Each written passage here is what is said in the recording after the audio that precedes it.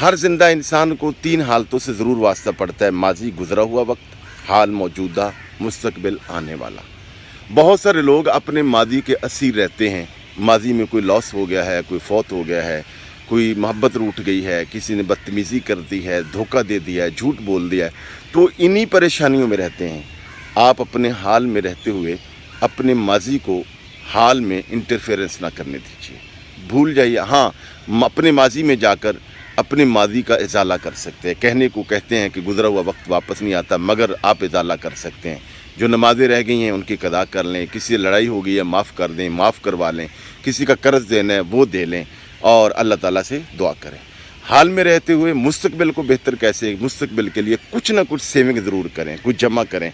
अपने हज पे जाना है, हज की तैयारी करें, अल्लाह ताला से दुआएं मांगें, खूब दुआएं मांगें और मेहनत करें, ज़िम्मेदाराना रवैया अपनाएं। आपका माजी भी बेहतर हो जाएगा, हाल भी।